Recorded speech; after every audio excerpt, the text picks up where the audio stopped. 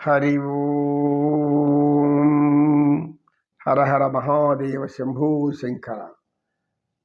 హే పార్వతీ హృదయ వల్లభ పాహిమాం రక్షమాం రక్ష.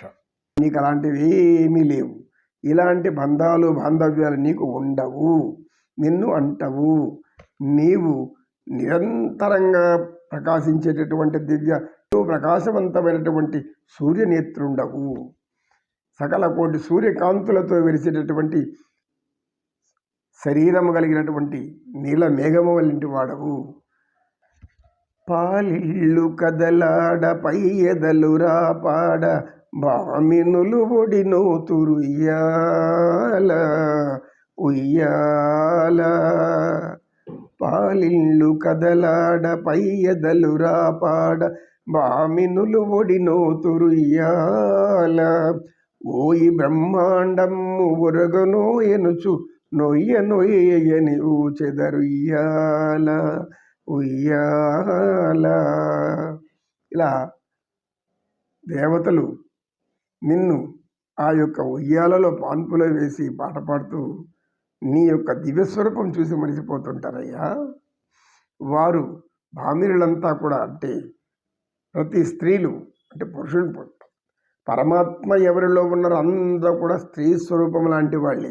ఎందుకు ఆయన ఒక్కడే పురుషుడు, మిగతా అందరూ కూడా ఆయన దాసులము సేవకులం బిడ్డలం.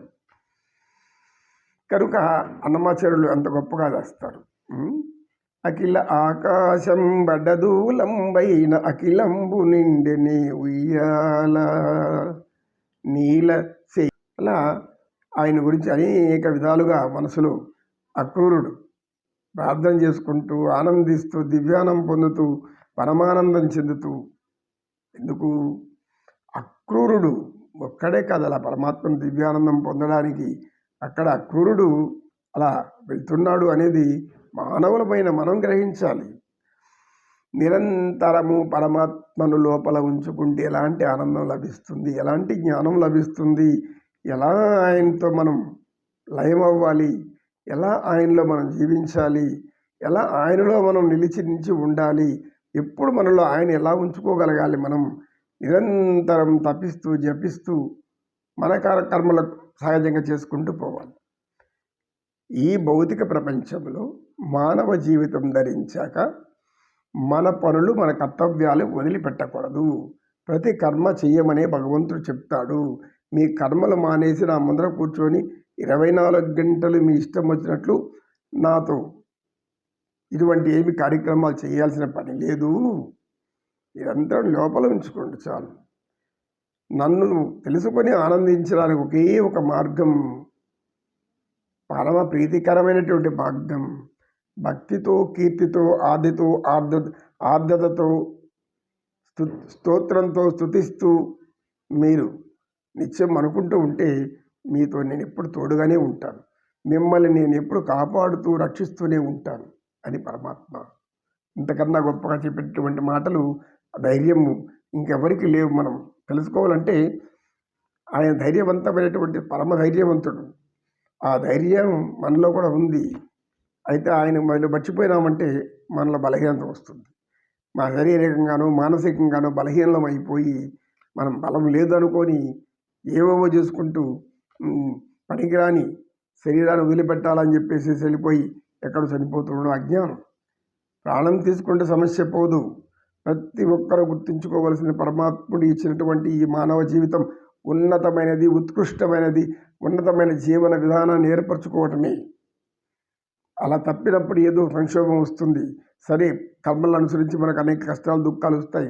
అంత మాత్రాన ప్రాణం తీసుకోవడం పద్ధతి కాదు, ధర్మం కూడా కాదు, పరమాత్మ చెప్పినటువంటి మాట కూడా కాదు. ప్రాణం విలువైనది. మీ ప్రాణాన్ని మీరు ఎంతకాలం నీకు ఆయుష్ ఇచ్చారో అంతకాలం హాయిగా జీవించండి. ప్రాణం మీకై మీరు పోగొట్టుకోకండి, ఇతరుల ప్రాణాలు తీయకండి. దానికి సంబంధించినటువంటి ఎంతటి భయంకరమైన శిక్ష ఉందో అది పరమాత్ముడైన నేను విధిస్తాను అంటాడు ఆయన. కనుక భగవంతుడు ఇచ్చిన ప్రాణాన్ని మనం దుర్వినియోగం చేసుకోకూడదు. ఈ శరీరాన్ని దుర్వినియోగం చేసుకోకూడదు. శరీరం మనకు ఎందుకు ఇచ్చాడో అర్థం చేసుకొని ఒక్కసారి ఆలోచిస్తే స్త్రీలైనా పురుషులైనా ఎవరైనా సరే పరమాత్ముడి మానవ జన్మ ఎందుకు ఇచ్చాడు అని పడుకునే ముందు ఒక 5 నిమిషాలు ఆలోచించుకుంటే చాలు, మనలో జ్ఞానం పుట్టుకొస్తుంది. ఏం చేయాలో గుర్తుకొస్తుంది, ఏం మాట్లాడాలో అర్థమవుతుంది. కర్తవ్యం దైవమానికం. కర్తవ్యం దైవమాహనికం. మన కర్తవ్యం అంతా కూడా భగవంతుడు నిర్ణయించబడతాడు. కాకపోతే మనం తలుచుకోవాలంతే. చేయాల్సింది ఒకటే. నమో కృష్ణ నమో కృష్ణ.